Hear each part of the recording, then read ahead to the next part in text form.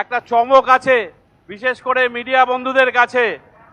মাননীয় অমিত শাহজির সামনে যে সাংবাদিক চোখে চোখ রেখে কথা বলে, যিনি মমতা ব্যানার্জির চোখে চোখ রেখে কথা বলেন, যিনি তার ভাইপো অভিষেক ব্যানার্জির চোখে চোখ রেখে কথা বলেন, সেই সন্তু পান আজ আমাদের দলে যোগদান করছেন। আপনারা জানেন সন্তু পানকে আহ্বান করব এসে আজকে মাননীয় স্বরাষ্ট্রমন্ত্রীর হাত থেকে পতাকা সামনে ডক্টর সুকান্ত মজুমদার আমাদের কেন্দ্রীয় মন্ত্রী, তার হাত থেকে পতাকা গ্রহণ করলেন। ভারতীয় জনতা পার্টির পরিবারে সামিল হলেন আজ থেকে সন্তু পান। আগামী লড়াই জারিয়ে থাকবে। যে লড়াই আপনি করেছেন সেই লড়াই সামনের দিকে এগিয়ে নিয়ে যাবে একমাত্র ভারতীয় জনতা পার্টির পক্ষ থেকেই। এই পরিবারে সামিল হয়ে সেই লড়াইয়ে জারি থাকা সম্ভব। ধন্যবাদ জানাই সকলকে। আমি অনুরোধ করছি। তো বন্ধুরা, হঠাৎ করে হলোটা কি? অবশ্যই কমেন্টে জানান বন্ধুরা যে হঠাৎ করে হলোটা কি, হচ্ছেটা কি। আপনারা নিশ্চয়ই দেখেছেন আর বাংলায় সন্তু পানের অনুষ্ঠান, কিন্তু আজকে হঠাৎ করে হলোটা কি? কি হলো এটা? আপনারা অবশ্যই কমেন্টে জানান। তো আমরা বন্ধুরা, আপনারা কেমন আছেন অবশ্যই কমেন্টে জানাতে পারেন। তো সকলকে স্বাগত বিষ্ণু বিষয়ের ছোট্ট ইউটিউব চ্যানেলে। তো আপনারা দেখতে পেলেন কার্যত আজকে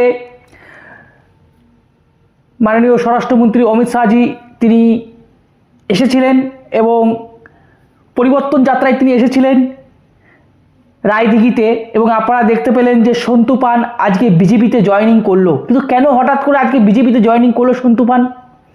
কারণটা কি, মানে হচ্ছেটা কি এটা? দেখুন, সন্তু পানের যদি আমি বলি, এমন একজন ব্যক্তি তিনি কিন্তু সবার সামনে চোখে চোখ রেখে কিন্তু প্রশ্ন করেন। আপনারা তো শুনে দেখেছিলেন অভিষেক বন্দ্যোপাধ্যায়কে কিন্তু প্রশ্ন করেছিল ডবল চাকরির, এবং তারপর তাকে কিন্তু অ্যারেস্ট করা হয়েছিল। এবং আপনারা সন্দেশখালির কথাও জানেন, মাননীয় মুখ্যমন্ত্রী মমতা বন্দ্যোপাধ্যায়কে প্রশ্ন করায় তার বিরুদ্ধে মামলা ওঠে শ্লীলতাহানির, যেটা কার্যত ঢপের চপ মিথ্যা মামলা ছিল, এবং আরও অনেক কিছু তার সঙ্গে করা হয়েছে কার্যত। এবং আমার যেটুকু মনে হয় তিনি কোথাও এটা রিয়েলাইজ করেছে যে তিনি আর সাংবাদিক হিসেবে কোনো কাজ করতে পারবেন না। কারণ আপনারা হচ্ছেটা কি, সেখানেও যখন প্রোগ্রামটা হচ্ছিল আর বাংলায়, তখন কিন্তু তার সেই প্রোগ্রামটাতেও তাকে উত্তপ্ত করা হচ্ছিল, কার্যত তাকে উত্তপ্ত করা হচ্ছিল।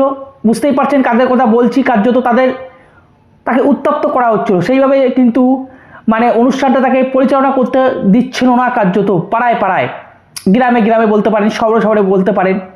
তো অ্যাকচুয়ালি আমি যেটুকু বুঝেছি যে তার উপর প্রেসার ক্রিয়েট করা হচ্ছিল।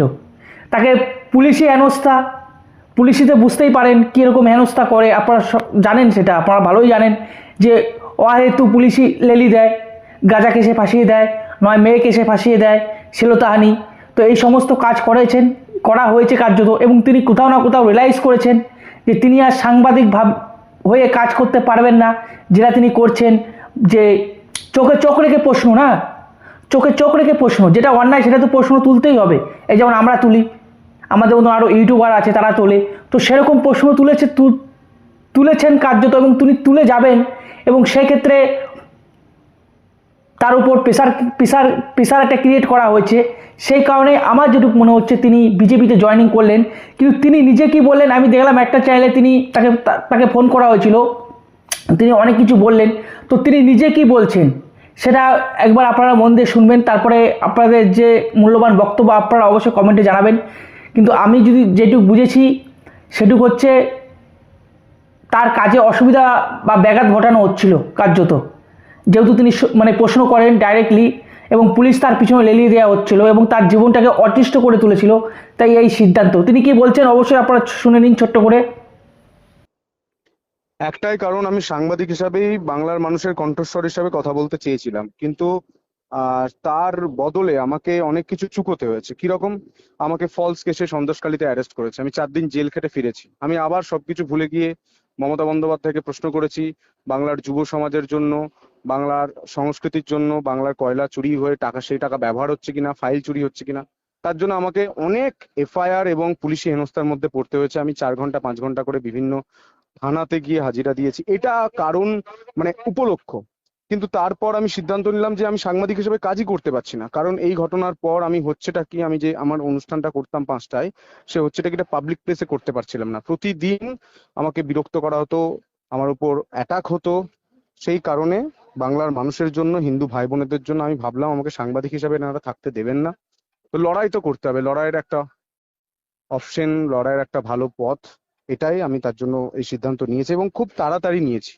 মাত্র 2 ঘন্টার মধ্যে আমাকে 2 ঘন্টা আগে ফোন করা হয় যে আপনার ভাবছি, আপনি কি ভাবছেন? বললাম ঠিক আছে, আমি আমার বাবা মার সঙ্গে আলোচনা করি, বন্ধু বান্ধবদের সঙ্গে আলোচনা করি। আমি কিন্তু ঝান্ডা ধরে কোনোদিন পলিটিক্স করবো বলে বড়, আমার মতো একটা ছেলে কামারপুকুর থেকে কলকাতার জার্নিটা সহজ ছিল না। আমি পড়াশোনা করার পরেও রাজ্য সরকারের কোনো সরকারি চাকরির জন্য পরিস্থিতি এ রাজ্যে নেই, তাই সরকারি চাকরি পাইনি। বেসরকারি কোম্পানিতে নিজের জায়গা তৈরি করার চেষ্টা করেছি, তখনও পদে পদে বাধা দিয়েছে। হবু শিক্ষকদের জন্য প্রশ্ন করেছি, তার জন্য কেস দিয়েছে। আর কত কেস খাবো? একটা সাধারণ ছেলে, গ্রামের ছেলে, যার বাবা এখনো চাষবাস করে। আমি কৃষক পরিবারের সন্তান, আমিও ছুটি নিয়ে মাঝে মাঝে খেতে গিয়ে কাজ করি। সেই পরিবারটাকে এত অ্যাটাক সহ্য কেন?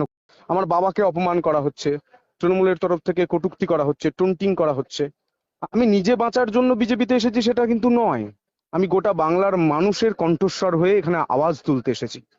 এবার পাল্টানো দরকার, চাই বিজেপি সরকার। তো আপনারা শুনতে পেলেন, কার্যত আমার অনুমানই ঠিক, তার উপর প্রেসার ক্রিয়েট করা হচ্ছিল এবং তিনি কিন্তু কোনো আগে থাকতে যে সিদ্ধান্ত নিয়েছে যে পার্টিতে জয়েন করবে সেটা কিন্তু না। তিনি স্পষ্ট বললেন যে আমি কোনো ইয়েই ছিল না, কিন্তু আমাকে ফোন করা হয়েছিল এবং আমাকে বলা হয়েছিল, যেটুকু আপনারা শুনতে পারলেন, যে আপনার তো প্রোগ্রামটাও হচ্ছে না কার্যত, তো আপনি কী করবেন এখন, এরকম আমরা ভেবেছি। বিজেপি পার্টির তরফ থেকে বলা হয়েছে, সঙ্গে সঙ্গে শটান কিন্তু তিনি যোগদান করেছেন কার্যত। এবং পরে প্রশ্ন যে এটা তিনি ঠিক করলেন না ভুল করলেন কার্যত, সেটা দেখুন, কিছু তো একটা করতে হবে। এবং সেইখানে তিনি জয়েন করলেন এবং আপনারা শুনতে পারলেন যে বিজেপি এবার কি জিতবে, তো বলছে যে শুধু ফল ঘোষণা বাকি। আপনাদের কি মনে হচ্ছে আপনারা অবশ্যই কমেন্টে জানান। তো ভালো থাকুন, সুস্থ থাকুন। আমরা ভারত থেকে জয় বন্দে মাতরম, জয় শ্রীরাম।